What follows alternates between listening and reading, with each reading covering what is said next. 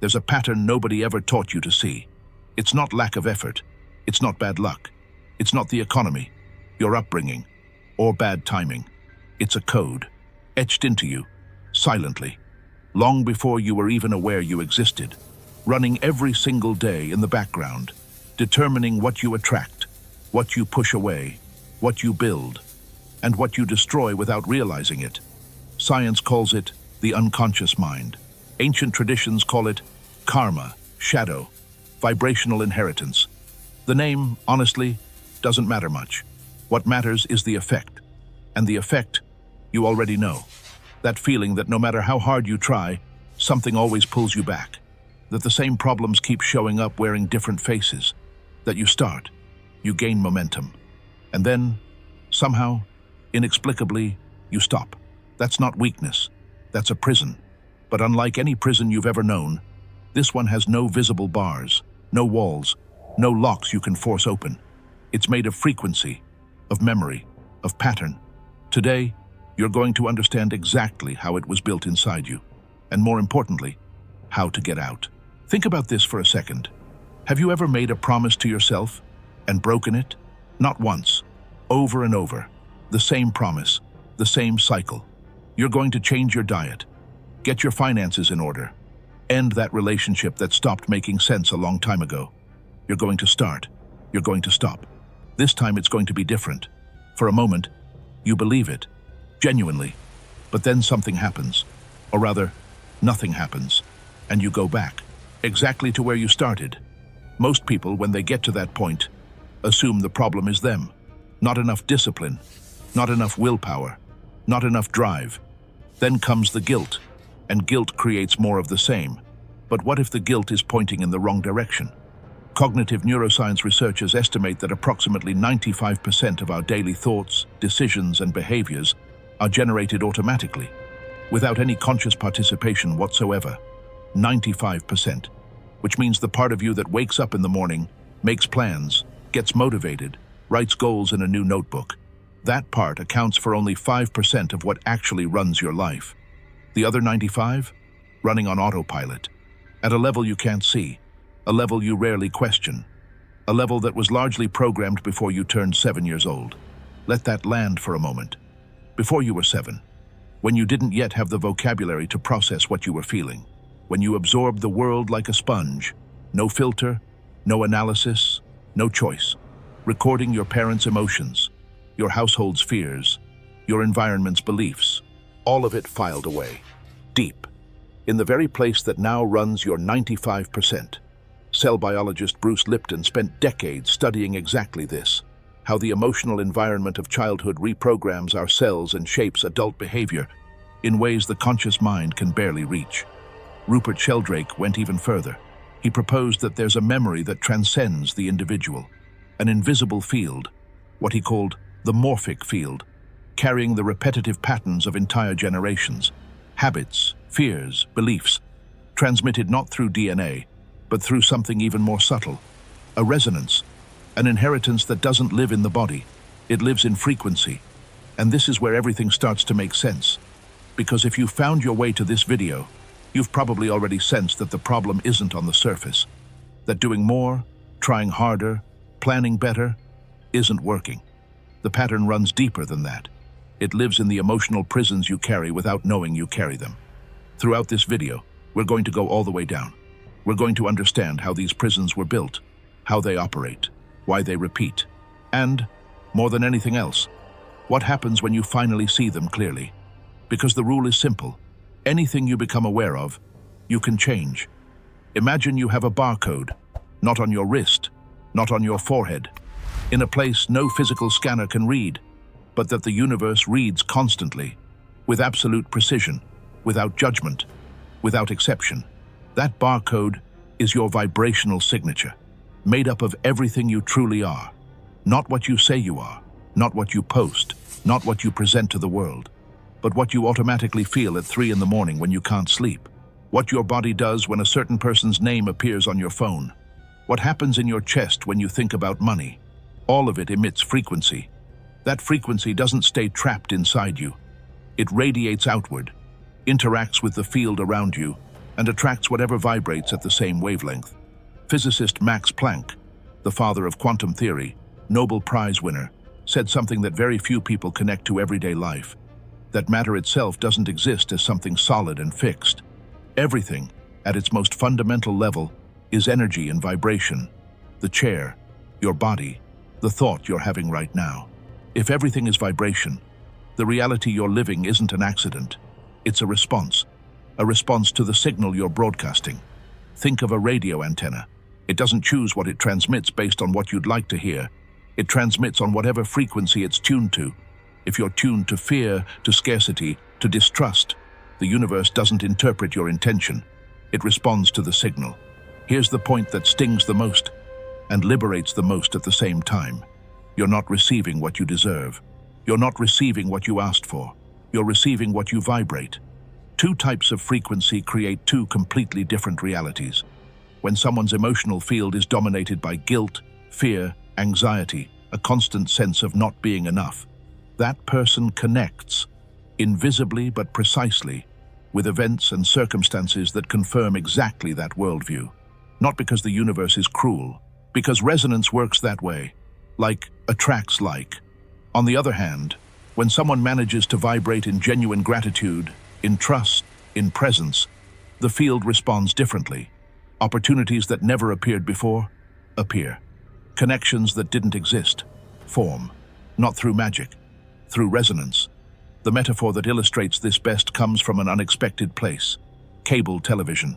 Every channel exists at the same time, right now. The news channel is on, the documentary channel is on, the comedy channel is on. They all coexist in the same reality, but you only access the channel you're tuned to. Your life works exactly the same way.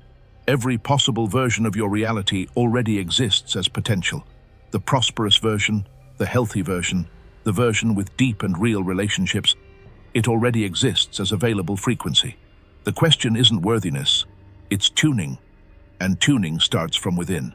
The problem, the knot we're going to spend the next few minutes untangling, is that most people try to change the channel without changing the frequency. They try to attract a different life while feeling exactly what they've always felt. They try to manifest abundance while carrying, deep in the unconscious, decades of scarcity programming, like trying to tune into Channel 5 on a television locked on Channel 2. No matter how many times you press the button on the outside, the internal signal doesn't change. The real work doesn't happen in your planner, doesn't happen in your calendar, doesn't happen in the goals you write in beautiful handwriting in a brand new notebook. It happens in the silence of the unconscious, in the place where your vibrational signature was written, and where, as you're about to understand, it can be rewritten. There's a silent war happening inside you right now. No shouting, no drama. You barely notice it, but it determines absolutely everything. What you build, what you sabotage, what you attract, and what you push away. It's the war between what you want and what you vibrate. To understand why this war exists, you need to know the three levels of your mind, not as abstract concepts, as a real map of the territory you inhabit every single day. The first level is the conscious mind. It's where you are right now. The voice that thinks, plans, reasons. The one that wakes up on Monday morning with fresh energy and says, this time it's going to be different. It writes goals, watches videos, buys courses, gets inspired, intelligent, articulate, rational. It holds 5% of your power to create reality. 5. The second level is the unconscious mind. It doesn't reason. It doesn't deliberate. It has no opinion on what's right or wrong, possible or impossible. It simply executes, like an operating system running in the background, regulating your heartbeat, your breathing, all of your deep emotional and behavioral patterns. This is where your oldest memories live, your unresolved traumas, the beliefs you absorbed before you were old enough to question them, the fears that never had a name but always had weight. Its language isn't logic, it's emotion, and it holds 95% of your power to create reality. Do you feel the imbalance? The part that makes plans has 5%. The part programmed in childhood, carrying memories of pain, running on autopilot, has 95. There's still a third level, and this one makes everything truly extraordinary. The cosmic mind. Many names, depending on the tradition. Universal cosmic fluid, divine matrix, quantum field, God, The all, the quantum vacuum of modern physics, that ocean of potential energy from which all matter emerges. Physicist David Bohm, one of the greatest quantum theorists of the 20th century, described reality as an implicate order, a field of infinite, invisible potential, from which observable reality is only a small projection. This field is the force that collapses possibilities and materializes what you experience as physical reality. Here's the detail that changes everything. The cosmic mind has no direct communication with your conscious mind. None. It doesn't hear your plans, doesn't read your goals, isn't impressed by your rational determination. It communicates exclusively with the unconscious mind, through the language of emotion. This explains the paradox so many people live with but can never quite name. You can consciously desire prosperity, love, health, freedom. You can affirm it every day, visualize, pray, declare. But if your unconscious mind, the one holding 95% of the power, is carrying the belief that you don't deserve it, that money is corrupt, that love always ends in pain, that life is one long uphill battle, the cosmic mind isn't going to hear what you want. It's going to obey what you feel, and it will materialize exactly that. This is the mechanism of self-sabotage, not a character flaw, not lack of faith. It's misalignment between the three levels. The conscious mind asking for one thing, while the unconscious vibrates another. The force that materializes reality, choosing to obey the stronger signal. Neuroscientist Joseph Ledoux from New York University spent decades mapping how emotional memories become fixed in the brain, particularly in the amygdala, in ways that resist both logic and time. Intense emotional memories, especially those formed in childhood, create circuits that fire automatically, before any conscious reasoning can take place. The body reacts before the mind thinks. You don't choose to feel fear. The circuit fires. The body responds. The frequency shifts. The universe responds to the field. The real work, the deep work, the kind few people are willing to do, isn't convincing your conscious mind that you deserve more. It's descending into the unconscious, clearing what was deposited there without your consent, reprogramming the frequency at the source. Through emotion, through presence, through the language, the unconscious actually understands. Before we get to the solution, though, we need to fully understand the problem. The problem has a name. Actually, it has several. They're called emotional prisons. And the first one, you've probably known for a very long time. There's a question that sounds simple, but that very few people can answer honestly. Where do you live? Not your address, not your city. Where does your mind live? Where does your attention spend most of its time? Because there's an enormous gap between the place where your body is and the place where your consciousness actually dwells. For most people, the majority really, consciousness doesn't live in the present. It lives in a vast archive of grudges, resentments, betrayals, humiliations, losses, scenes that happened years ago, sometimes decades, revisited with stunning fidelity. Same details, same emotions, same pain. Here's what neuroscience confirms, and what completely changes the way you understand this habit. The brain doesn't clearly distinguish between a real experience and one that's vividly remembered. When you relive a scene from the past with emotional intensity, that conversation that humiliated you, that betrayal that never fully healed, that moment someone told you that you weren't enough, your nervous system responds as if it's happening right now. Cortisol rises, heart rate shifts. The body's electromagnetic field, measured by the HeartMath Institute as detectable several feet away, changes. You're not remembering the past, you're living it. Again, in the present, vibrating in it. If the universe operates in present time, if the cosmic mind reads your field exactly as it is right now, then every time you revisit the past with intense emotion, you're not just suffering over something that's already over. You're writing your future with the ink of what already hurt. Neuroscientist Joe Dispenza describes this mechanism precisely. When you think the same thoughts, you activate the same neural circuits, release the same neurochemicals, feel the same emotions, and then use those emotions to generate more of the same thoughts. A loop, a closed cycle, a prison built from synapses. What makes it worse? That loop becomes comfortable, not pleasant, comfortable, familiar. The brain, by evolutionary design, prefers the known over the unknown. Even when the known hurts, known pain is predictable. And predictable to the nervous system means safe. So you keep going back. Not because you want to suffer, because familiar suffering has become your default emotional state. Resentment, that wound you carry from someone who hurt you, isn't hurting the person who hurt you. It's hurting you. Every day, quietly, keeping your vibrational field locked in a dense, heavy frequency that repels exactly what you most want to build. Nelson Mandela spent 27 years in prison. When he walked out, he said something that stunned the world, that if he left with hatred, he would still be imprisoned. The physical prison he left behind. The emotional prison, that one, he chose not to carry. It's not about excusing whoever wronged you. It's not about pretending it didn't hurt. It's about understanding that resentment is a chain, and the only person it binds is you. But there's an even deeper layer to this prison, one that goes beyond personal memory, one you didn't even choose to carry. Rupert Sheldrake points to something that epigenetics is beginning to confirm. Emotional patterns don't end with the person who lived them. They propagate through resonance fields, through emotional inheritance, through memories that arrive before words ever do. Your grandmother who lost everything and never trusted life again.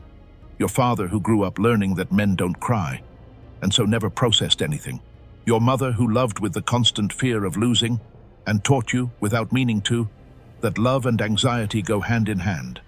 Those memories aren't yours, but they're in you. As long as they remain unconscious, as long as you don't bring light to those inherited files, they'll keep modulating your frequency. Keep attracting situations that confirm a worldview you didn't even know you'd inherited. The good news, and this is real, not empty consolation, is that awareness is the antidote. Not in the sense of endlessly analyzing the past, but in the sense of looking at it with presence, without fusing with it, without fleeing from it, with the clarity of someone who understands that it happened, but doesn't have to keep happening now. The past only has power over your future, as long as you keep living in it in the present. The moment you bring your attention back to now, the circuit begins to lose its grip. Slowly, steadily, a new frequency begins to take hold. Before we get there, though, there's a second prison, equally powerful, equally silent. Only this one doesn't live in the past.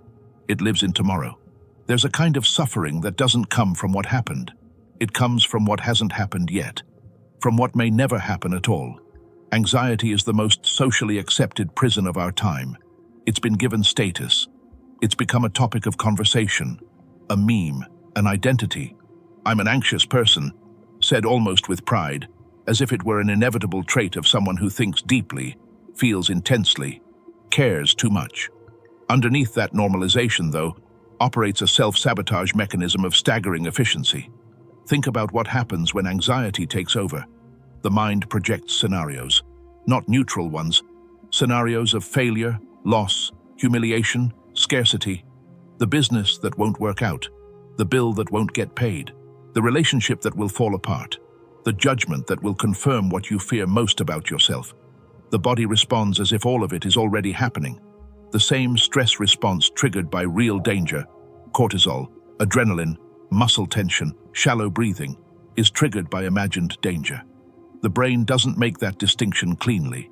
The catastrophic future you're visualizing with emotional intensity is real enough to react to. Here's where this becomes something beyond a mental health issue. When you vibrate in fear of the future, when your emotional field is dominated by the frequency of anticipated scarcity, of expected failure, you're not just suffering preventively. You're sending a signal the universe reads as a request, not a conscious one, a vibrational one. The universe, without judgment, without mercy, without irony, responds to the signal with more of the same. More reasons to be afraid, more confirmation that scarcity is real, more situations that validate what your unconscious already believed before anything even happened. A self-fulfilling prophecy, not through weakness, through physics. Researchers at the University of Cincinnati studied the nature of human worry and found something that should be taught in every school. Approximately 85% of the things people fear will happen, never do. And of the ones that do happen, the vast majority are handled far more easily than imagined. You are paying an emotional and vibrational price for catastrophes that exist only in your mind. Every hour spent in anticipatory anxiety is an hour with your field tuned to the frequency of what you don't want. Every sleepless night imagining the worst possible scenario is a night in which the unconscious receives confirmation that the world is dangerous, that life is scarce, that you are not safe. The unconscious doesn't question, it records, it executes. The Hermetic philosophy, systematized in the Kybalion as one of the 7 universal principles, described this mechanism with an elegance that preceded neuroscience by centuries. The principle of polarity. Everything is dual. Everything has 2 poles. Everything has its pair of opposites. Opposites are identical in nature, different in degree.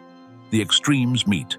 The practical application of this principle, what the Hermeticists called mental transmutation, is revolutionary in its simplicity.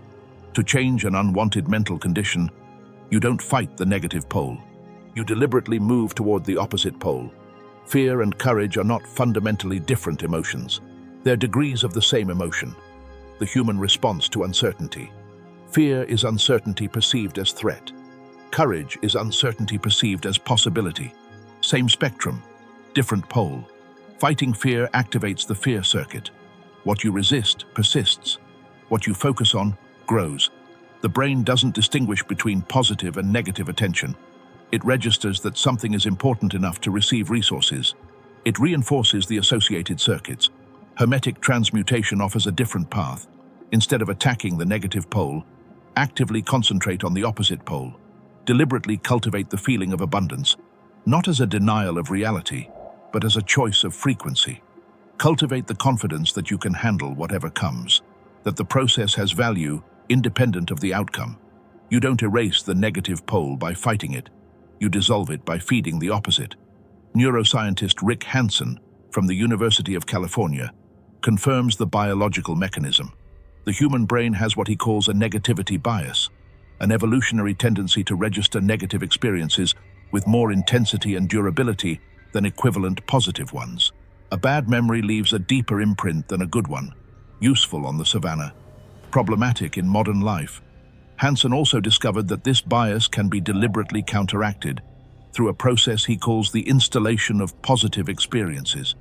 When you don't just have a positive experience, but pause in it, savor it, allow the body to feel it for at least 20 to 30 seconds, you are literally forcing the brain to form new circuits, new neural pathways, a new architecture that begins to compete with the old circuits of fear and scarcity, movement along the spectrum. But there's an obstacle between understanding this and actually being able to do it. An obstacle connected to the world you live in today. Because emotional prisons aren't only ancient.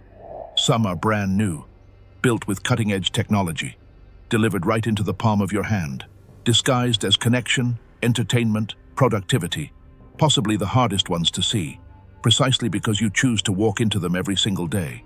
At no other point in human history have people had access to so much and felt so little. Never has there been so much information available, so much entertainment, so much connection possible, so much abundance within reach of a single tap.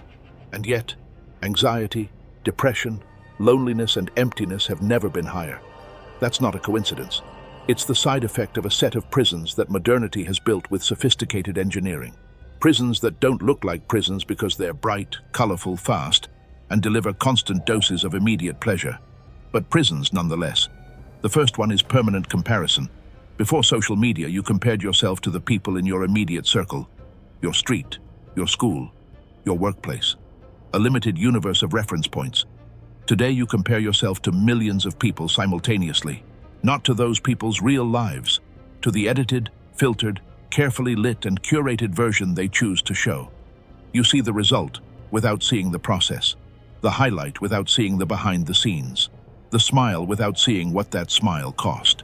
The brain, which evolved to assess social standing within small groups, is not equipped to process that volume of comparison without damage.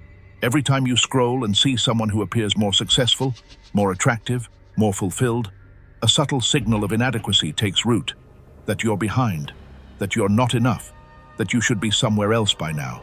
That signal is low, almost imperceptible, but it's constant. Constant frequency of inadequacy has a name: vibrational scarcity. The second prison is the urgency of immediacy. Technology has taught us that everything must be instant. The answer must come now. The result must appear now. The transformation must happen now. When it doesn't, when real life demands the time that real life requires, a disproportionate frustration sets in, a feeling that something is wrong, that you're doing it wrong. Then comes the abandonment, the eternal fresh start, the cycle of beginning everything and finishing nothing that so many people know all too well. What few realize is that this immediacy isn't just a personality trait. It's a deliberate reprogramming of the brain's reward system, the same system dopamine regulates. Every notification, every like, every new short video delivered before the previous one ends, trains the brain to expect instant gratification and develop intolerance for discomfort. Real transformation processes demand exactly what the new world destroys: patience, depth, presence. The third prison is what can only be called the silent screen addiction. No obvious signs, no drama. The effects, however, run deep. Psychologist Jun Tweng from San Diego State University analyzed decades of data on psychological well-being and identified an abrupt turning point in the early 2010s, precisely when smartphones became ubiquitous. Rates of loneliness, anxiety, and depression among teenagers rose sharply, not gradually, abruptly. Because when the screen occupies the space of silence, silence ceases to exist. Silence, the very thing most people flee as if it were dangerous, is exactly where connection with yourself happens, where intuition speaks, where the unconscious processes, where your frequency organizes itself without interference. When you fill every gap of time with stimulation, every waiting moment with a phone in hand, every meal with a screen in front of you, you are, inadvertently, running from yourself. Running from yourself carries a high vibrational cost. You can't change what you can't hear, and you can't hear what's inside you if you never stop consuming what's outside. The fourth prison is permanent performance. The high-performance culture, not inherently a problem, has been distorted into a silent demand that you must always be evolving, always producing, always optimized. Rest is laziness. Vulnerability is weakness. Not knowing is incompetence. That demand installs itself in the unconscious as a subtle but destructive belief that you only have value when you're producing, that your being is conditional on your doing. When that belief runs on autopilot, when your vibrational field is saturated with the sense that you must earn your place through constant performance, you never truly rest. You never allow yourself to simply be. The connection to your deepest essence weakens, because it doesn't happen in the noise. It happens in the silence you keep avoiding. The problem isn't technology itself. It's not the phone, not the social media, not the speed of the modern world. It's the unconsciousness with which we surrender to them. Everything that operates in the unconscious, everything that runs on autopilot without being examined, has the power to modulate your frequency without your consent. The rule doesn't change. Anything you become aware of, you can change. The first step to escaping the prisons of the new world isn't abandoning technology. It's developing a conscious relationship with it. Noticing when you're using the screen as an escape, when comparison is installing inadequacy, when immediacy is eroding your capacity for presence. Presence, that rare and revolutionary quality of being truly here, now, whole, is the most powerful antidote to all of these prisons. It's also the doorway into what comes next, because there's an even deeper layer of imprisonment, one that isn't in the screens, isn't in childhood, isn't even in what you lived. It's in what you inherited, without choosing, without knowing, without asking. There's a storage room inside you. You didn't choose it. You never signed anything authorizing its creation, but it's there, full, heavy, holding everything you felt and never processed, everything you lived and never named, everything that hurt and got pushed down because there were more urgent things, because the timing wasn't right, because it was easier not to feel. This storage room has a technical name, the unconscious mind. In the context of what it does to your life, the most honest name is emotional clutter, not as criticism, as description. Clutter, in the literal sense, is what wasn't processed, what was never cleared out, what kept accumulating somewhere you don't visit very often. Just as physical clutter left unattended begins to contaminate the surrounding environment, unprocessed emotional clutter contaminates your frequency, your perception, your relationships, your choices. The biggest contaminants in that storage room have very specific names. The first is guilt, possibly the densest emotional state there is in vibrational terms. It operates as a constant weight, not dramatic, not explosive, but permanent. A low, continuous pressure that loops in silence. You did wrong. You should have done it differently. You weren't enough. You don't deserve. The cruel paradox of guilt is that it disguises itself as moral conscience. Feeling guilty seems like proof that you're a good person, someone who cares, who acknowledges their mistakes. But there's a fundamental difference between responsibility and guilt. Responsibility looks at the mistake, learns from it, and moves forward. Guilt looks at the mistake and stays, ruminates, revisits, punishes, builds nothing, repairs nothing. It only consumes energy, frequency, internal space. While guilt occupies that space, nothing else can get in. The second contaminant is rejection. Few fears are as primitive. Evolutionarily, it makes sense. For early humans, being excluded from the group was a death sentence. The nervous system learned over millennia to treat rejection as a survival threat. The problem is that this system still operates today, in situations that have nothing to do with survival. A critique at work, an unexpected silence from someone you care about, a proposal turned down, an unreturned love. The body responds with the same intensity it would to a genuine physical threat.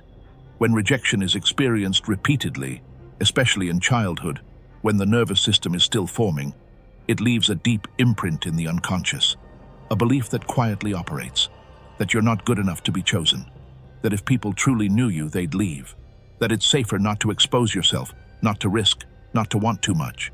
That belief rarely shows up as a conscious thought.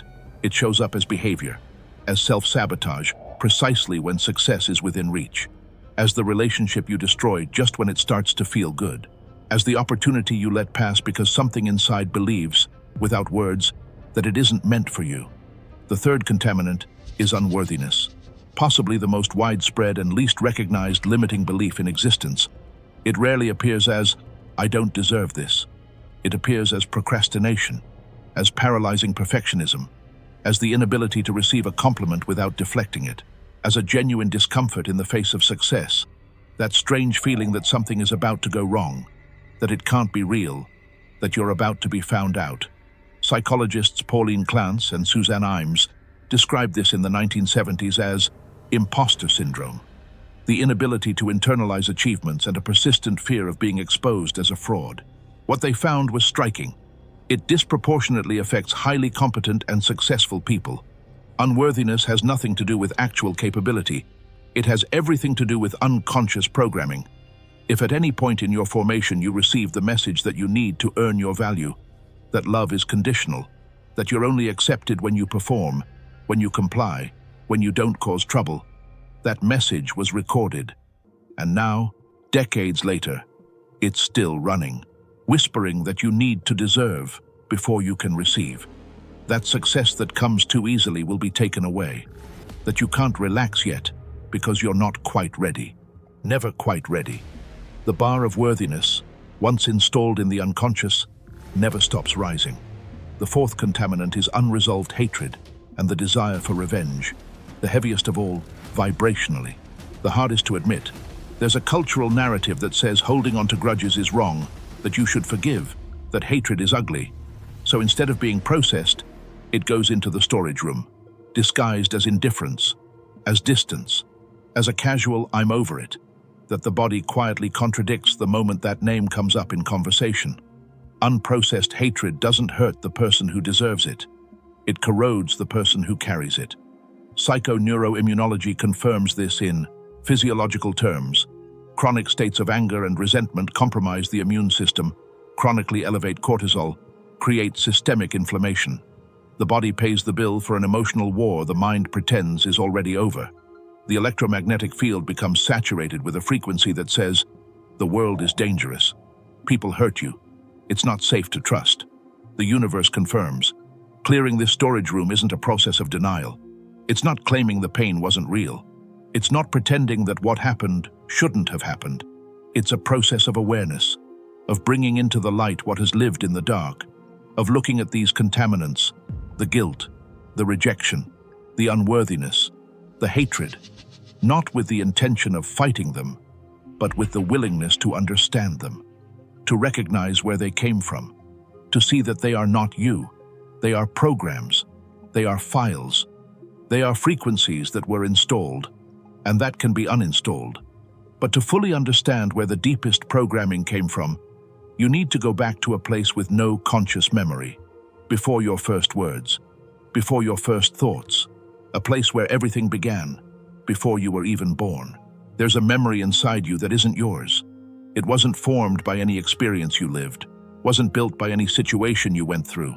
It has no face, no date, no story you can tell, but it operates every day, quietly shaping the way you feel, the way you react, the way you relate to money, to love, to danger, to possibility. It's your parents' emotional inheritance, and it arrived before you had any words to describe it. The science of epigenetics, one of the most revolutionary fields in contemporary biology, has demonstrated something that challenges decades of reductionist thinking. The emotional environment experienced by parents, especially during conception and pregnancy, leaves molecular marks on DNA that are passed on to the next generation. Not metaphorically, literally. Researcher Michael Meaney from McGill University conducted studies that became a landmark in the field. He demonstrated that maternal behavior, the level of care, stress, and emotional presence during pregnancy and the first days of life, alters the expression of genes related to stress response. Those alterations persist into adulthood, shaping how the nervous system reacts to fear, pressure, and uncertainty. What the mother felt, the child carries, in the body, in the frequency, in the pattern of response. But it goes beyond biology. The pre-conscious mind, that level of the mind that forms before consciousness itself, before rational thought, before language, is woven directly from the emotional experiences of the parents during pregnancy. The emotions your mother felt while you were being formed inside her didn't stay outside. They came through. The cortisol from her stress circulated in your blood. The rhythm of her heartbeat when she felt loved or afraid was the sound that accompanied your development. You had no choice, no filter, no defense. You absorbed everything. That material, that pre-verbal emotional archive, became the foundation upon which your entire personality, all your patterns, all your automatic responses were built. If your mother moved through pregnancy in constant anxiety, worried about money, about the relationship, about the future, your nervous system learned before you were born that the world is a place of threat, that existence requires vigilance, that relaxing is dangerous. If your father carried a deep wound of rejection, of unworthiness, of shame, and never resolved it, that wound was transmitted, not through words, through frequency, through field, through presence, and after you were born, it continued. Until the age of 7, the human brain operates predominantly in theta waves, the same state adults experience in the moments just before sleep or during deep meditation, a state of total absorption, with no critical filter, no capacity to question or select. Whatever comes in, goes straight in. Your father's fear when a bill arrived, the way your mother would shrink when someone raised their voice, what happened in the space when you reached for attention and found none, what the silence in your home felt like, whether it was a safe silence or a tense one, all of it registered as absolute truth about how the world works, not as opinion, as law. That law, etched into the pre-conscious before you had any instrument to question it, began to govern your automatic behavior with an authority that no rational argument can easily unseat. Bruce Lipton describes this process with a precise analogy. A child in the first years of life is essentially a recording device. It doesn't interpret. It doesn't select. It simply records. What gets recorded in that period becomes the program that runs for the rest of life, unless it's consciously identified and reprogrammed. This explains something many people sense but can never quite articulate: why you react certain ways in certain situations, and the reaction feels disproportionate, primitive, inexplicable even to yourself. Why certain themes, money, abandonment, conflict, intimacy, trigger a response that doesn't match who you are today. Why you can intellectually understand that something isn't a threat, and still feel your heart race, your hands tremble, your thinking close down. It's not your adult self reacting. It's the file recorded before age 7, the child who learned that this kind of situation is dangerous and whose nervous system never received the update that the danger has passed. This needs to be said carefully, because it can easily be misread. This is not an accusation against your parents. They passed on what they carried, just as their parents passed on what they carried. A chain of emotional inheritance moving across generations, not through malice, not through intentional neglect, but through unconsciousness, through not having access to the understanding you're gaining access to right now. The perspective that liberates isn't blaming the origin, it's recognizing the pattern, because the rule holds. Anything you become aware of, you can change. When you begin to identify which of your automatic responses aren't actually yours, which are inherited, which are files that arrived before you had a voice, you recover something essential. Choice.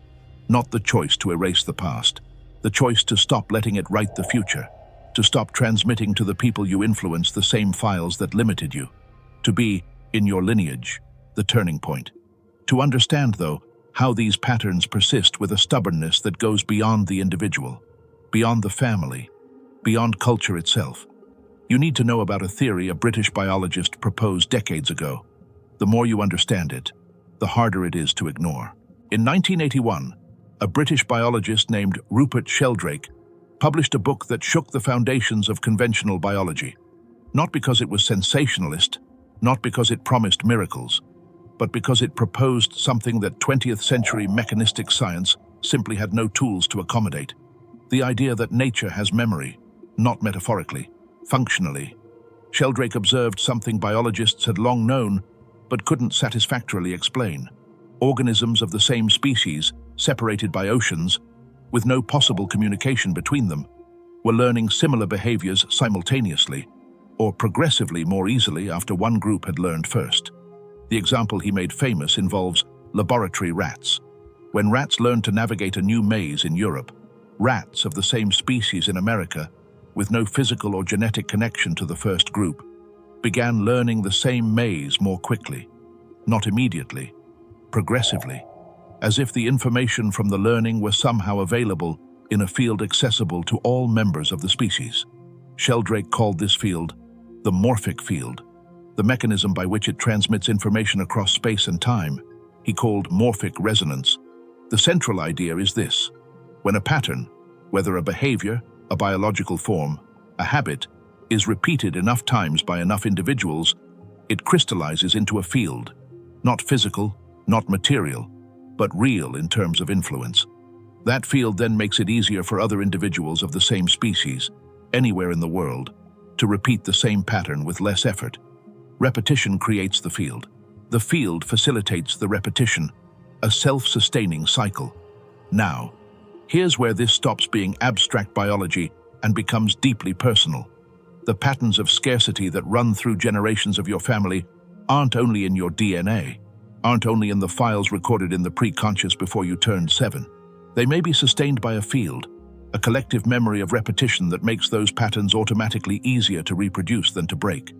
Not because you're weak, because you've been swimming in a current older and stronger than any individual decision. The Kybalion, that Hermetic text that systematized the teachings of Hermes Trismegistus, described something remarkably similar centuries before Sheldrake. The principle of cause and effect teaches that nothing happens by chance, that every effect has a cause, and that most people are effects of causes they've never examined, living like pieces on a board, moved by forces they don't recognize. The principle of vibration, one of the 7 fundamental Hermetic principles, states that everything vibrates, nothing is at rest, and that differences between manifestations of matter, mind, and spirit result from different rates of vibration. Patterns sustain themselves because they vibrate at a specific frequency. Similar frequencies attract and reinforce each other. Sheldrake, without the Kybalion as a scientific reference, arrived at a structurally identical conclusion through experimental biology. Truth, when it's truth, converges. But there's a dimension of this theory that goes beyond family and species patterns. Sheldrake proposes that when a physical system ceases to exist, when an animal dies, when a civilization disappears, when a pattern is abandoned, the morphic field doesn't disappear with it. It continues to exist as potential, as a latent pattern of influence, available to be reactivated when the right conditions present themselves.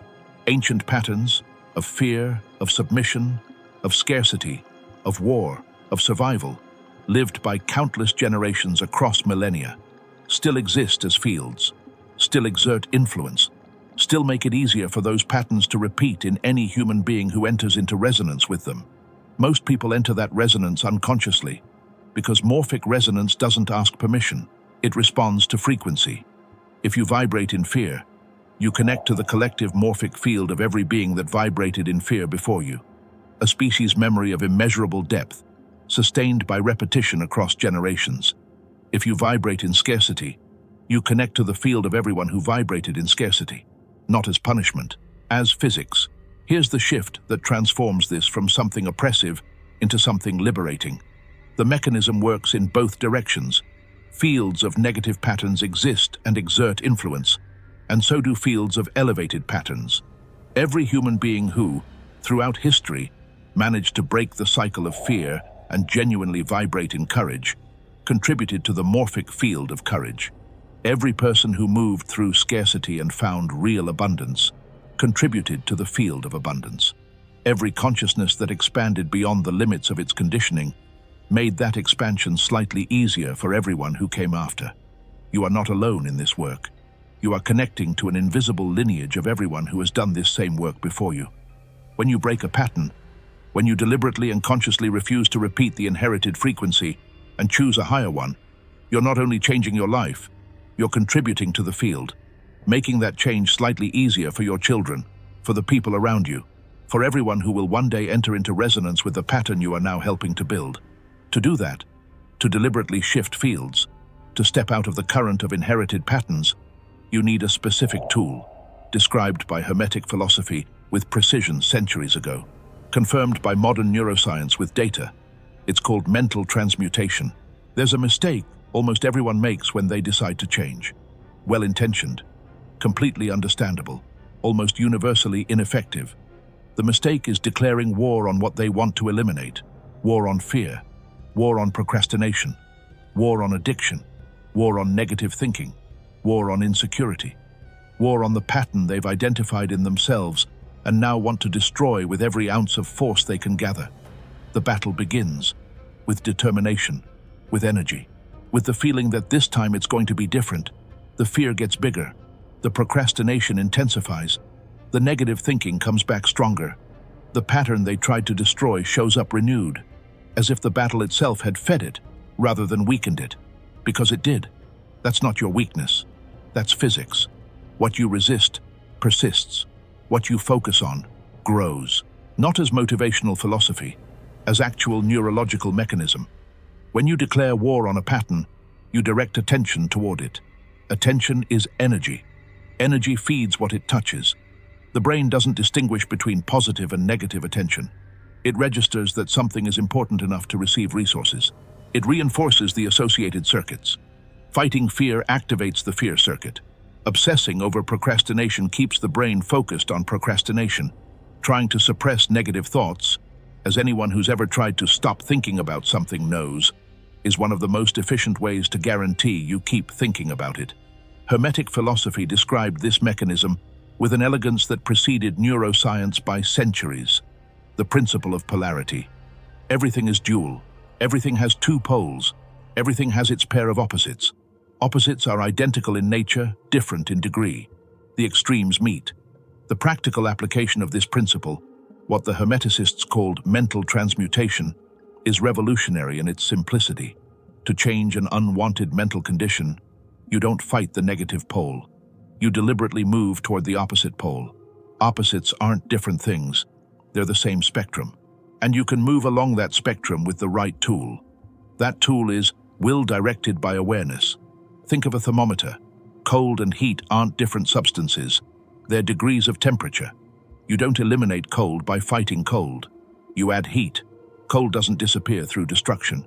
It disappears through transmutation, through movement along the same spectrum toward the opposite pole. Fear and courage work exactly the same way.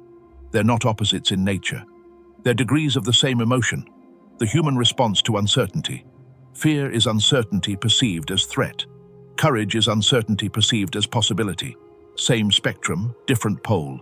And you can move along that spectrum, not by pretending fear doesn't exist, not by suppressing it, not by fighting it, but by deliberately and intentionally cultivating the opposite pole, directing attention toward the quality you want to install rather than the quality you want to eliminate. Neuroscientist Rick Hansen from the University of California confirms this biologically.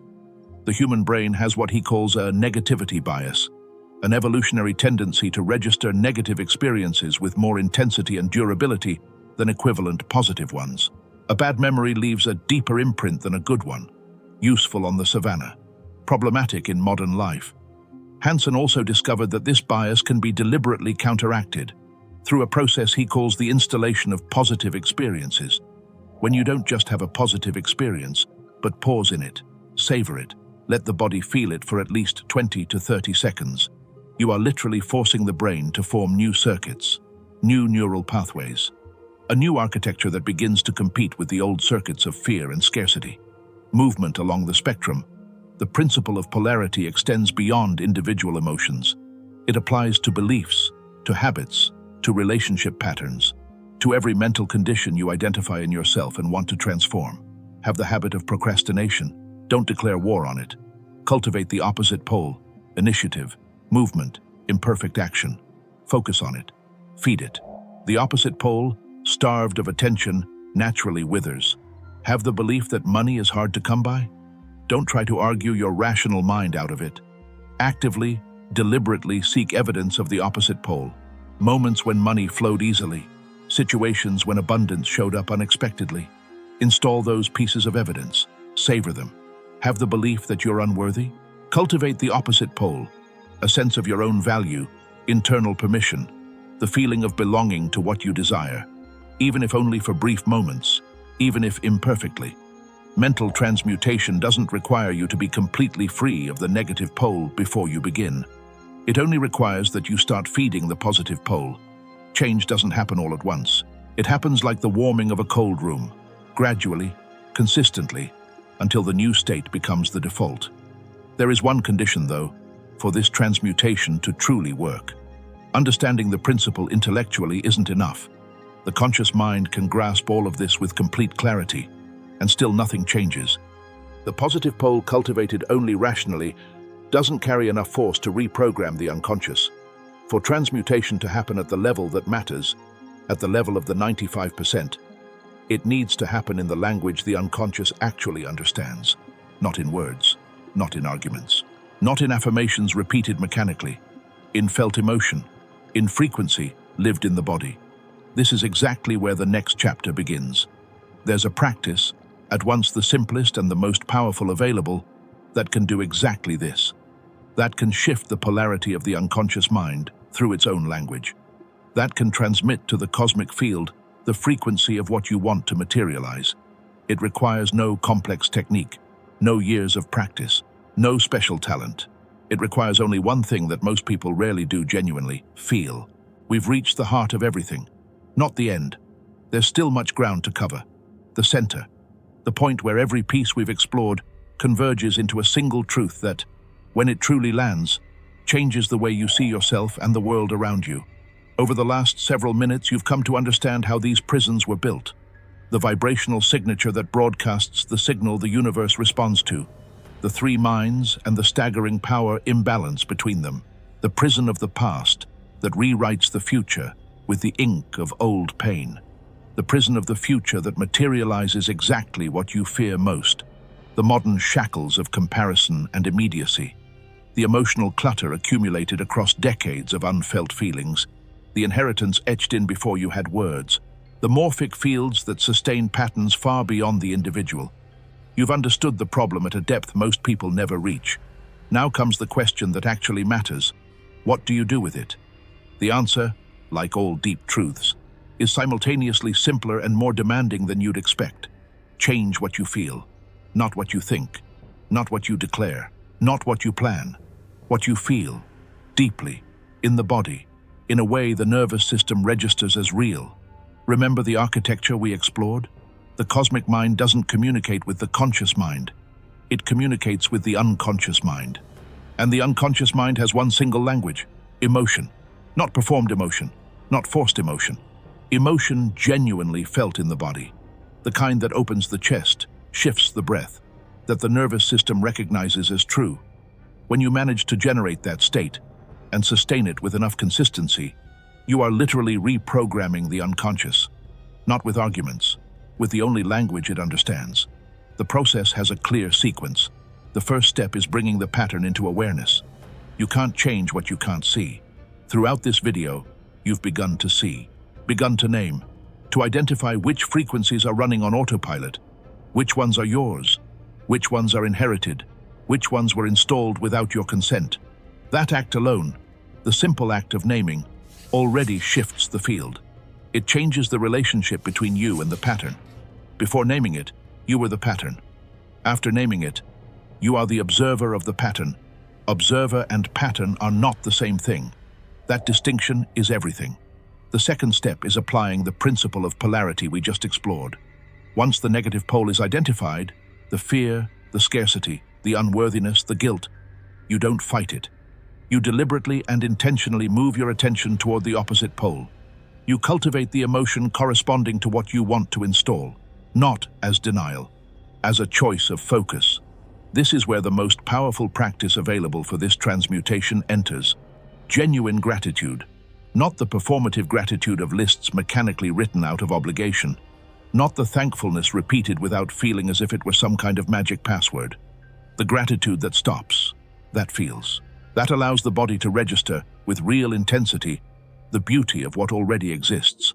Physicist Greg Braden, who spent decades studying the intersection of science, spirituality, and ancient traditions, describes gratitude as one of the emotional states with the greatest power to produce cardiac coherence. When measured by the HeartMath Institute, genuine gratitude produces highly coherent patterns of heart rate variability, meaning the heart's electromagnetic field, which extends several feet beyond the body, begins to emit an ordered, clear, and high-frequency signal, a signal the universe reads. The gratitude that truly transforms, though, goes beyond being thankful for what you already have. It includes being grateful for what doesn't yet exist in physical reality. That sounds illogical to the conscious mind. How do you give thanks for something that hasn't happened yet? Remember the architecture of the three minds. The cosmic mind doesn't operate in linear time. It operates in the eternal present, the field of possibilities where every version of your reality already exists as potential. When you, with genuine emotion, give thanks for the dream as if it were already real, when the body actually feels the reality of that future state in the present, you are sending the most precise signal possible to the field. Not the signal of someone who desires, the signal of someone who already has. The universe responds to what you are, not to what you want. Joe Dispenza conducted studies with groups practicing elevated emotional states, gratitude, love, joy, with intensity and consistency. The measurements showed measurable changes in epigenetic markers, in immune function, in brain patterns. The body couldn't distinguish between emotion generated by a real circumstance and emotion deliberately generated through practice. To the nervous system, intense emotion is reality. When the nervous system registers the frequency of the dream as reality, the unconscious begins to align with it. The old circuits of scarcity and fear, starved of attention, lose their grip. New circuits of abundance, worthiness, and trust begin to take hold. The external reality begins to reflect the internal reality you are cultivating, not through magic, through resonance. The universe has always been faithful, always responded with precision to what you were vibrating. The problem was never that it wasn't listening, it was what was being transmitted. Now you're beginning to change the transmitter. There's one more dimension of this transmutation that needs to be said, because without it, all of this can feel like a solitary exercise. When you share knowledge that has genuinely elevated your frequency, you anchor that knowledge in yourself. Neuroscience calls it social learning. The act of teaching consolidates neural circuits at a depth that passive study simply can't reach. Spiritual traditions call it something else, the tithe of consciousness. What you give in elevation returns multiplied in frequency. If something said here today made sense, if any part of this touched something you recognize as true, there's a small but powerful act you can do right now. Leave a like. Write in the comments what you're taking away from this. what you recognized, what shifted, not as a courtesy gesture, as a physical act of anchoring, the mark you place on a map that says, I was here, I understood something, I choose to go further. Neuroscience confirms it. When you physically express a new understanding, you activate motor circuits that deepen memory consolidation. You're literally helping your brain register this information as important, as real, as yours. And now, we're entering the part of this journey that most videos never reach. Understanding the prisons is the beginning. What truly transforms is what happens when you decide to leave them. Leaving isn't a dramatic leap, isn't an instant turnaround, isn't a single moment of illumination that resolves everything at once. It's a state you can begin cultivating right now, with what you already have, with who you already are. That state has a name. There's a question Zen masters have been asking their students since time immemorial, not as an intellectual riddle, as a direct pointer to something the rational mind almost always gets wrong. Where is the past right now? Think about it. The past, with all its weight, all its memories, its pains and its glories. Where is it, at this exact moment? In your mind. Only there. And the future, with all its anxieties, its scenarios, its fears and its hopes? Also, only there. The only place where life actually happens, the only real point of contact between you and existence, is the present moment. This one. Now. The instant in which you are breathing, your heart is beating. These words are reaching you. Everything else is mental narrative. Mental narrative, however vivid, however real it feels, is exactly that. Narrative.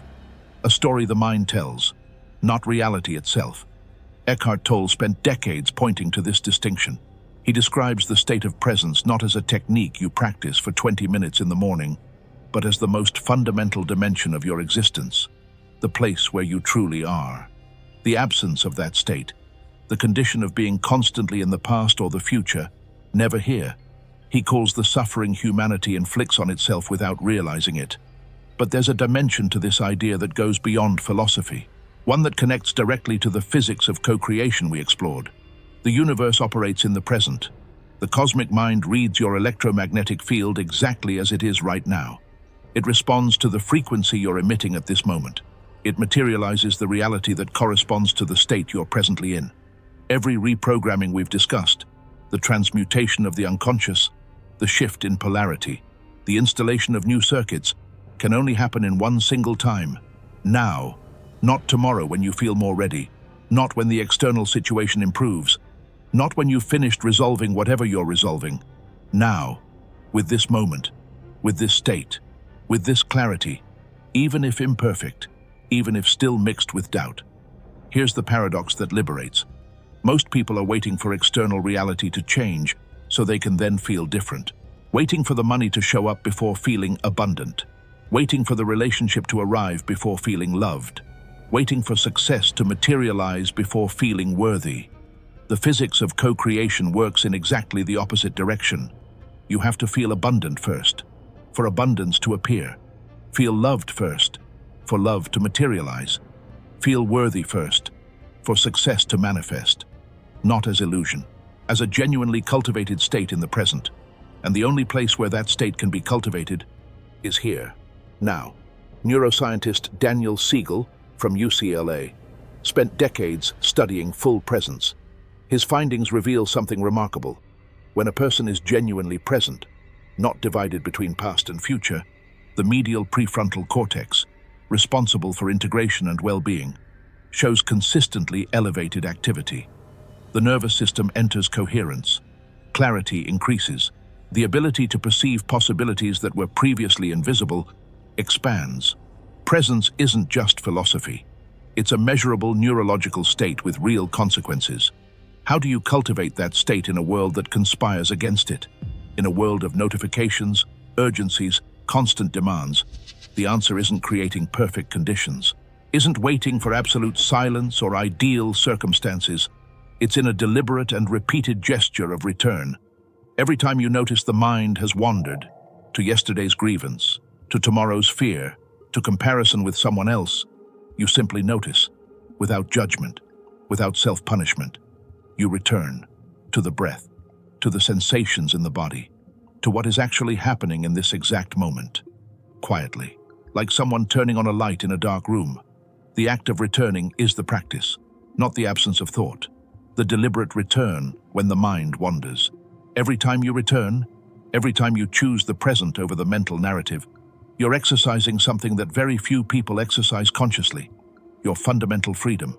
Because no emotional prison can completely remove this. No inheritance, no morphic field, no program from the past can fully eliminate what Viktor Frankl, the psychiatrist who survived Nazi concentration camps, described as the last of human freedoms, the ability to choose where you place your attention.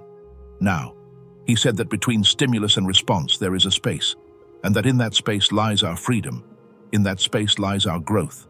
That space is the present, where you are not your past, not your fear, not the inheritance you carry, not the field that influences you, where you are the observer of all of it, and the observer can choose. Presence opens the door. What you cultivate when you're genuinely here, the frequency you install in that state of openness, is what determines the signal you'll broadcast.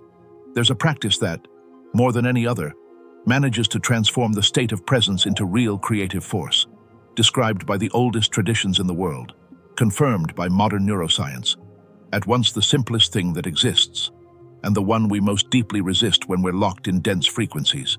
It's called gratitude, not the gratitude you already know. Gratitude as a technology of transformation. There's a difference between knowing that gratitude matters and understanding what it actually is. Most people know the first version. From childhood you were told to be grateful, that you have a lot to be thankful for, that things could be worse. That version, gratitude as moral obligation, as an antidote to complaint, has its value. But that's not what we're talking about here. We're talking about gratitude as science, a precise tool for reprogramming the unconscious, a frequency-shifting mechanism with measurable effectiveness, a practice that, when done with genuine intention and real emotion, can accomplish in minutes what years of intellectual analysis often cannot. Change what you actually feel. To understand why gratitude holds that power, you need to understand what it does in the body. The HeartMath Institute spent decades measuring the effects of different emotional states on the heart's electromagnetic field. The heart, not the brain, generates the largest electromagnetic field in the human body, a field that extends 2 to 4 feet beyond the physical surface, that other human beings around you detect unconsciously. That interacts with the environment in ways science is still beginning to map. That field shifts dramatically depending on your emotional state. States of fear, anger, anxiety, and resentment produce chaotic, incoherent patterns of heart rate variability, a fragmented signal the surrounding field receives as noise. States of love, gratitude, compassion, and genuine joy produce coherent, ordered, harmonic patterns. A clear, strong, high-frequency signal. Genuine gratitude is one of the states that produces the greatest measurable cardiac coherence. Cardiac coherence isn't just a wellness metric. It's a state in which the nervous system, the immune system, the hormonal system, and cognitive function all operate in an integrated and optimized way, the body working at its best, at every level. But what makes gratitude a technology of co-creation, and not just of well-being, runs even deeper. Remember the language of the unconscious mind? Emotion.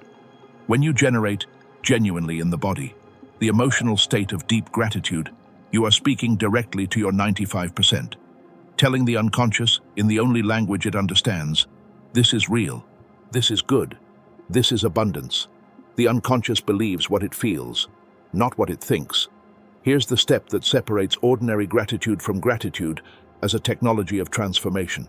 Most people practice gratitude for the past and the present, for what has already happened, for what already exists. That's powerful. It's the starting point. The practice that truly moves the field, that sends the most precise signal possible to the universe, is gratitude for the future, being thankful right now for what doesn't yet exist in physical reality, as if it already does, not as self-deception, as intentional wave collapse. Physicist Werner Heisenberg demonstrated that subatomic particles exist as probability waves, not as fixed objects, until an observer observes them. The act of observation collapses the probability wave into a specific reality. You are an observer. When you, in a state of genuine gratitude, Observe your dream as if it were already real. When the body actually feels the reality of that future state in the present, you are contributing to pulling a specific version of reality out of the field of possibilities and moving it toward manifestation, not through magical thinking, through the physics of the observer. The emotional state, however, must be genuine. The universe doesn't read your declared intentions. It reads the frequency you emit. If you try to be grateful for the dream, but your body is contracted, doubtful, disbelieving, the signal the field receives isn't one of abundance. It's one of absence, of lack, of wanting something you don't have. The universe responds to lack with more lack. So how do you generate genuine gratitude for something that doesn't yet exist? The answer lies in a deliberate sequence. You start with the present, with what's already real, what you already have, what you've already accomplished, not superficially, with real depth. You stop, you breathe, you allow the body to genuinely feel the value of what already exists in your life. The health you have, the person who loved you, the roof over your head, the food on your table, the capacity to learn that brought you here, the clarity that is present right now. You actively seek, with effort if necessary, genuine reasons to feel that life already is, in some real measure, good. When that state settles in, when the body is in coherence, when the frequency is elevated, then you expand. You bring the dream to mind, the version of your life you want to materialize, instead of looking at it from where you are, as something distant, as something you desire but don't have. You step inside it. You move into the dream as if it's already the place where you are. You feel what you would feel if it were already real. Not imagine, feel, in the body, with specificity, with the actual emotional texture of that state. Financial freedom. What does it feel like in the chest? A fulfilling relationship. What does it feel like in the shoulders? Vibrant health. What does it feel like in the breath? Purpose realized. What does it feel like in the eyes? You reach for that feeling. When you find it, even for a brief moment, even imperfectly, you pause in it, savor it. Let the body register it as real. You give thanks, not for the future you want, for the future that, in that state, you already are. Then you return to the present, not with the anxiety of someone waiting for something to change, but with the serenity of someone who knows the signal has been sent, who has done the real work, who trusts that the field responds. That trust, that letting go without giving up, that knowing without controlling, is perhaps the most subtle and most powerful aspect of the entire practice. The anxiety of waiting for results is itself a signal of scarcity, of doubt. Genuine gratitude dissolves that anxiety, not because it denies reality, because it anchors you in a state where the desired reality is already felt as true. Joe Dispenza conducted studies with groups practicing elevated emotional states with intensity and consistency. The measurements showed measurable changes in epigenetic markers, in immune function, in brain patterns. The body couldn't distinguish between emotion generated by a real circumstance and emotion deliberately generated through practice. To the nervous system, intense emotion is reality. When it's felt as true, the unconscious accepts, the cosmic mind obeys, and reality, gradually, organically, sometimes in ways you could never have planned, begins to reorganize itself around the new frequency you are sustaining. Not because you forced it, because you became it. We've arrived at the moment this entire video has been building toward. The moment when all the pieces fall into place. The moment when you stop believing you're trying to change and begin to realize you already have. There's a moment, silent, unannounced, with no visible external signal. An internal moment, almost imperceptible when it actually happens. It's the moment the unconscious accepts. When the old program, running for years, for decades, perhaps for generations, meets enough resistance to begin losing its grip. When the new frequency you've been cultivating, sustaining, feeding with genuine emotion, finally crosses the threshold. The field shifts, not all at once, like a tide that has turned. Gentle, inevitable, irreversible. Tibetan Buddhists have a concept for this. They call it Rigpa, the recognition of the mind's true nature, not as an intellectual achievement, but as direct experience. The moment you stop searching for who you are and simply are. The Hermetic tradition calls it the completion of the great work. Not the transmutation of lead into gold, but the transmutation of the self. The moment the adept realizes that the alchemist and the material being transmuted are one and the same. Neuroscience calls it memory reconsolidation, the process by which old circuits, when activated in a different emotional state than the one that created them, can be literally rewritten, not erased, rewritten, with new meaning, new frequency, new automatic response. 3 traditions, 3 languages, the same phenomenon. What exactly happens in that moment of turning? Think back to the architecture we explored. The conscious mind, with its 5% of power, spent weeks, months, perhaps years trying to convince the unconscious that change was possible, trying to argue against fear, trying to rationalize away unworthiness, trying to plan an escape from scarcity. The unconscious, with its 95%, kept executing the old program, not out of stubbornness, out of loyalty to what it knew as emotional truth. The unconscious doesn't change through argument. It changes when the emotion changes. When you, through the state of presence, through genuine gratitude, through the deliberate transmutation of poles, through the real work of bringing emotional clutter into awareness, finally generate and sustain a different emotional state with enough intensity, the unconscious receives new emotional information.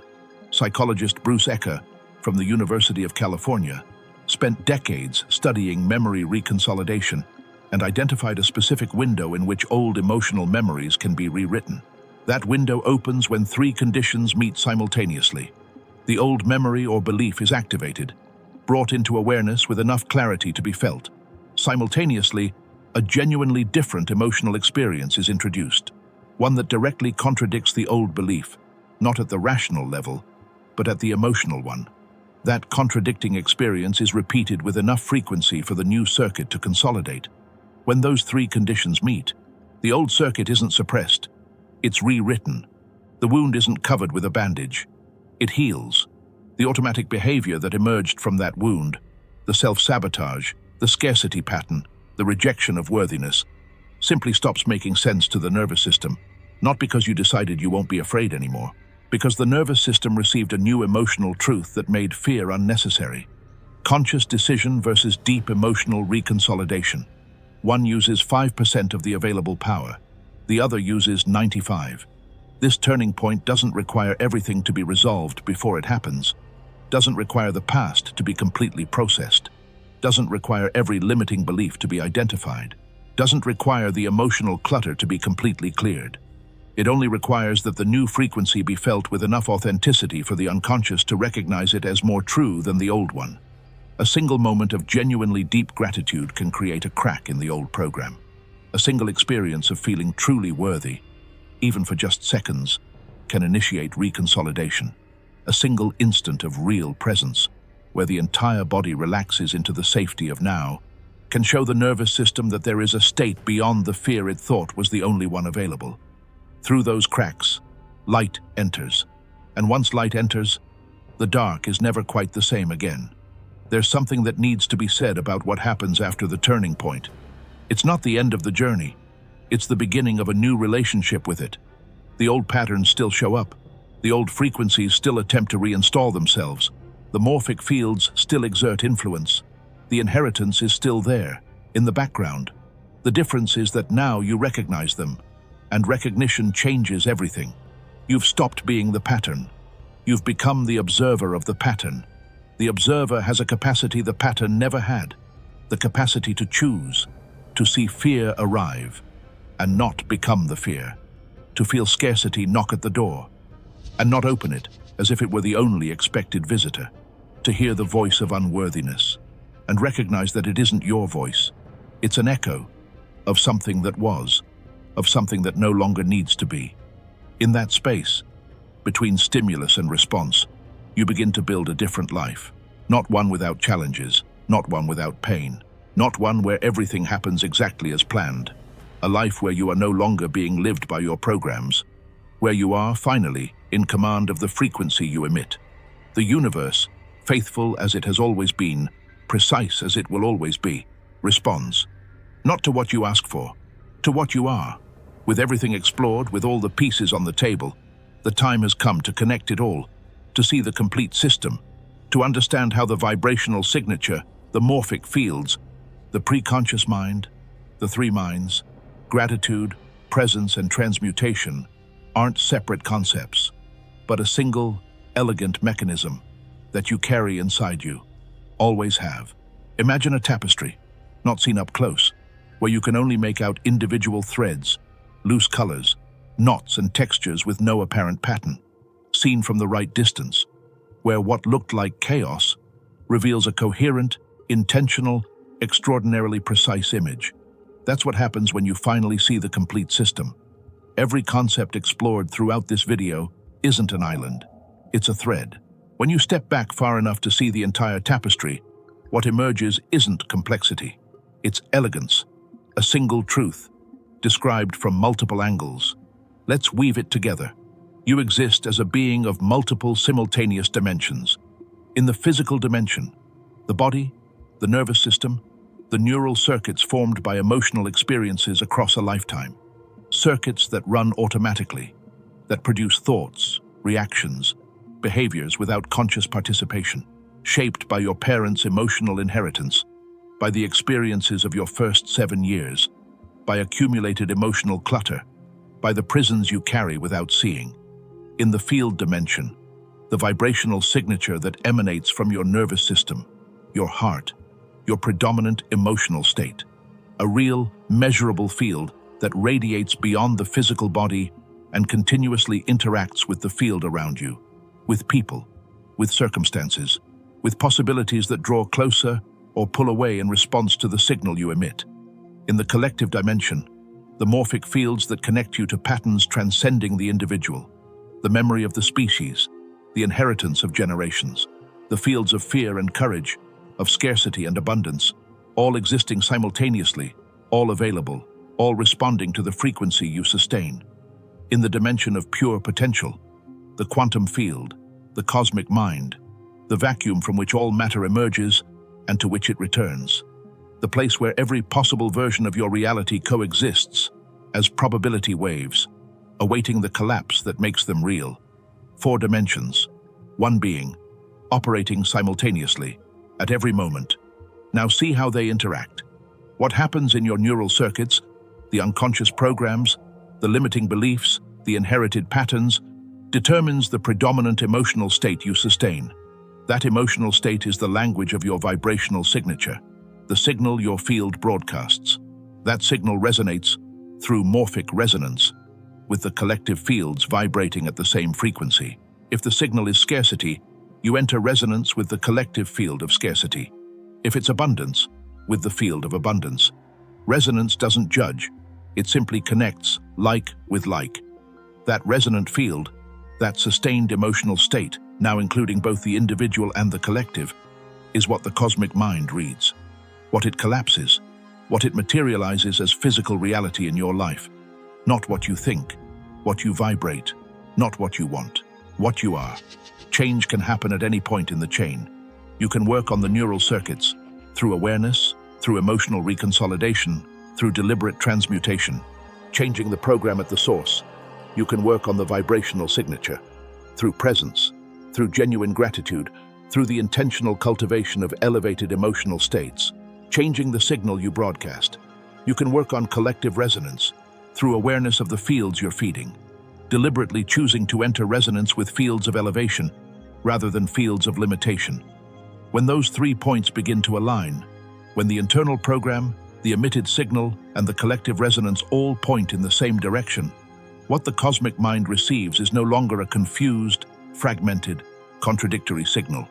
It's a clear instruction, and clear instructions produce precise results. There's one element in this tapestry that hasn't yet been named with the clarity it deserves. Not a technique, not a practice, not a concept. It's what makes all of this possible in the first place, the spark. The Hermetic tradition calls it nous, the divine intelligence that inhabits every being. The Kybalion describes the entire universe as mind, and each individual being as a localized expression of that universal mind, with access, in principle, to all the intelligence it contains. Quantum physics points to something structurally identical when it describes the principle of non-locality, the discovery that particles that have once interacted remain instantaneously connected regardless of distance, that the separation we perceive at the macroscopic level doesn't exist at the fundamental level of reality, that everything, at some deep level, is still one. The spiritual traditions of every culture, without exception, regardless of the language they use, point to the same thing, that there exists in every human being something that is not a product of conditioning, that was not formed by childhood, by inheritance, by morphic fields, by emotional clutter, something that simply is, that always was, that spark, that nucleus of pure consciousness existing in you independently of everything deposited over it, is what makes transformation possible, not eventually, not probably, possible now. The emotional prisons, however real, however ancient, however deeply rooted they may be, are layers over that spark. They are not the spark. They are the conditioning, not the consciousness. They are the program, not the programmer. You, the you who has moved through this entire video, who recognized something at some point that you already knew but didn't yet have words to say, you are not the program. You are the programmer, and programmers can rewrite the code, not all at once, not without effort, not without setbacks, without moments of doubt, without nights when the old feels stronger than the new, but with one certainty that no emotional prison can completely remove. The certainty that the spark is there, that it always has been, that it is, in the end, more real than any pattern ever deposited over it. The universe, that vast, precise and faithful field that responds to what you are, is waiting, with boundless patience, for you to remember that, not to reward you, because when you remember, the reward is the remembering itself. Freedom is not the destination. It's what you find when you stop believing you're trapped. There's a belief that quietly runs through almost every spiritual search, every development process, every journey of transformation, rarely spoken out loud, rarely examined, but operating as an invisible assumption beneath everything. The belief that something in you is broken, that the real work is fixing what's wrong, correcting the flaws, eliminating the shadows, overcoming the limitations, becoming, finally, enough. That belief, as understandable as it is given everything you've been through, is itself a prison, perhaps the most subtle one of all, because it permanently positions you as someone lacking, someone who hasn't arrived yet, who needs more healing, more growth, more work, before allowing themselves to be who they truly are. While you're busy trying to fix yourself, you're not inhabiting yourself. Think about everything we've explored throughout this journey. The emotional prisons, the attachment to the past, the fear of the future, the unconscious clutter, the invisible inheritance, the morphic fields sustaining old patterns. None of them are you. They are layers. They are deposits.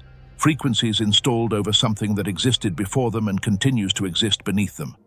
The spark, which is not broken, never was. Psychologist Carl Rogers, one of the founders of humanistic psychology, spent decades observing the therapeutic process and arrived at a conclusion that transformed the way we think about healing. People don't need to be fixed. They need conditions for what already exists within them to emerge. Like a seed. A tree seed isn't broken when it sits in dark soil, without light yet, surrounded by dense earth. It's in process. What it needs isn't correction. It needs conditions. Water, light, adequate soil. The impulse already existing within it does the rest. That impulse to grow, to expand, to become what it genuinely is, that is the nature of the seed. It doesn't need to be taught, doesn't need to be installed. It's already there, in you as well. The restlessness that won't let you settle for a smaller version of yourself.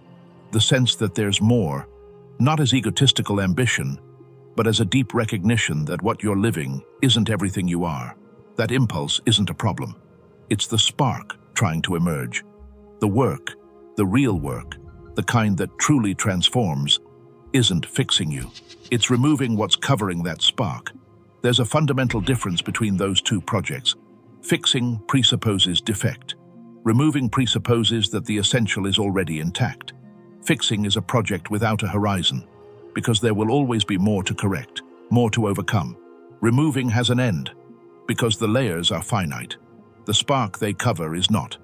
When you shift that presupposition, When you stop seeing yourself as someone broken who needs to be fixed and begin seeing yourself as someone intact who needs to be unlocked, everything changes.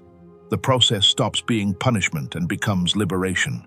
Working on the unconscious stops being the excavation of wounds and becomes clearing the path between you and who you already are.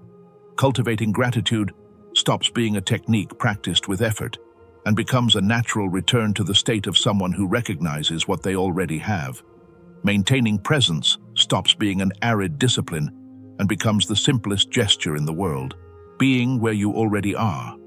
Philosopher and mystic Meister Eckhart, who lived in the 13th century and whose observations continue to be cited by philosophers, psychologists, and physicists, said something that has crossed centuries without losing a drop of its precision: that God is not found, God is recognized, not as something external that you search for, and one day, if you're dedicated enough, find, but as something always present, that you finally stop ignoring. The spark works exactly the same way. It isn't conquered, it's recognized.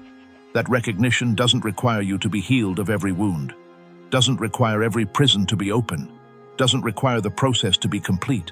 It requires only enough honesty to admit that beneath everything that's been deposited, something remains, something that was never touched by fear, never diminished by inheritance, never captured by any field, any pattern, any layer of conditioning, something that is you, prior to any programming, and that has always been free, even when you didn't know it, especially when you didn't know it. With that recognition, a question naturally emerges, not as demand, as invitation. If the spark has always been there, if freedom has always been your deepest nature, if the prisons were always layers and never essence, what are you going to do with that now? Not tomorrow. Not when you feel more ready. Now. Transformation doesn't begin when you're ready. It begins when you decide that the spark deserves more space than everything covering it. That decision doesn't need willpower. It only needs recognition, seeing what has always been there, and choosing from this moment forward to inhabit it. We've reached the end. Not the kind of end that closes, but the kind that invites a continuation. Throughout this video, you went deeper than most people ever go. You looked at mechanisms that operate in silence, shaping choices, attracting circumstances, writing realities, without ever asking permission. You understood that your vibrational signature isn't a vague metaphysical concept. It's a real signal, emitted by your heart's electromagnetic field, read by the universe with a precision that leaves no room for imprecision.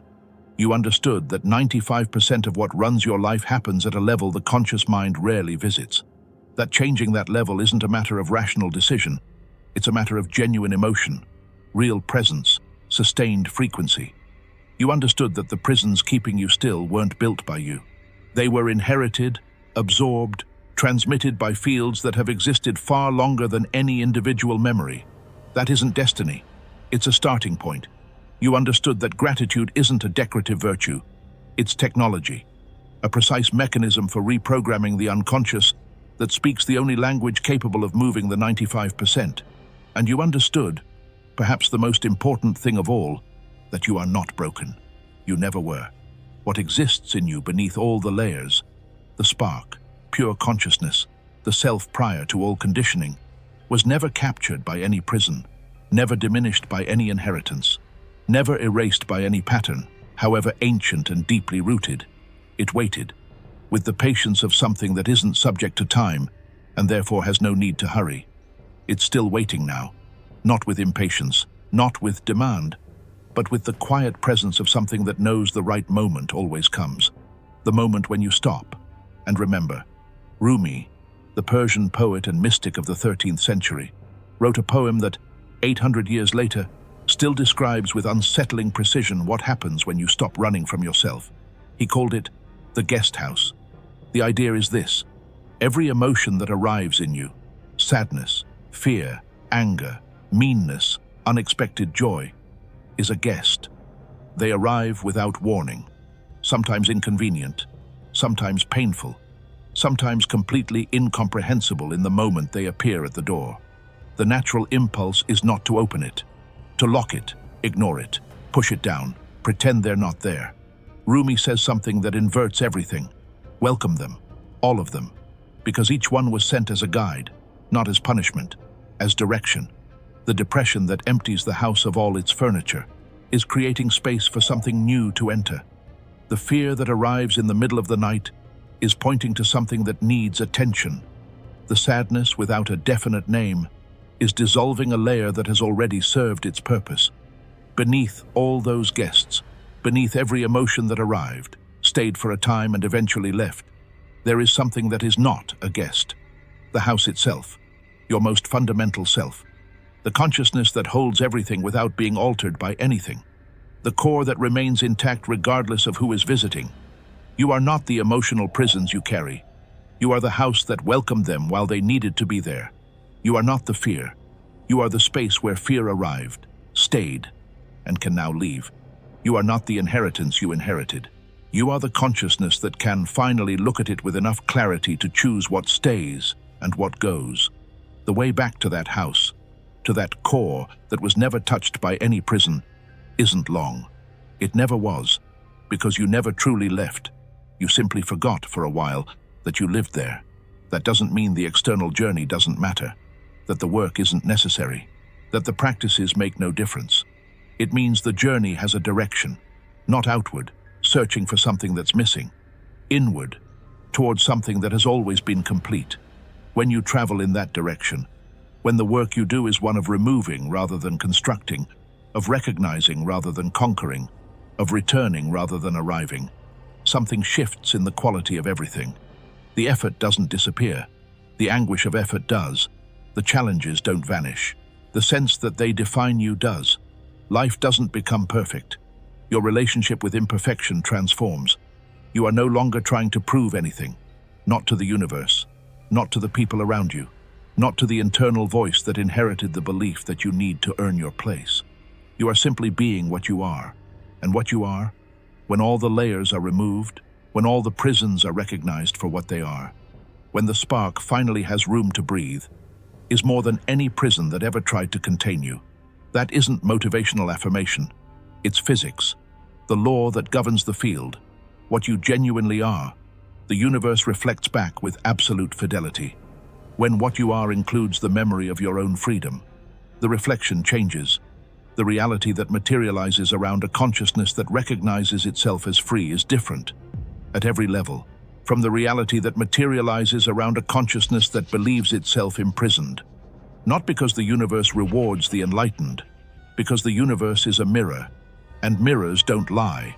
So, while these words still echo, while something touched here is still alive in your awareness, let it settle, not as concept, as recognition, the feeling, even if brief, even if still mixed with doubt, that beneath everything, you have always been free. Now you know that.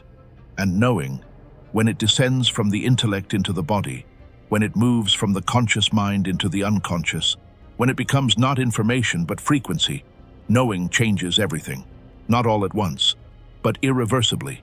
Welcome to the other side of your prisons. It isn't a different place. It's the same place, seen through eyes that have finally stopped believing in the bars. If this video touched something you recognize as true, if any part of this journey illuminated a corridor you knew existed but hadn't yet walked through, there's a simple way to continue. Subscribe to the channel, not as an automatic gesture, as a deliberate choice to keep going deeper into these layers, to keep removing what covers the spark, to keep building, one video, one conversation, one realization at a time, the life your highest frequency already knows is possible. There's much more to explore, and the journey, like all the ones that matter, gets more interesting the deeper you go.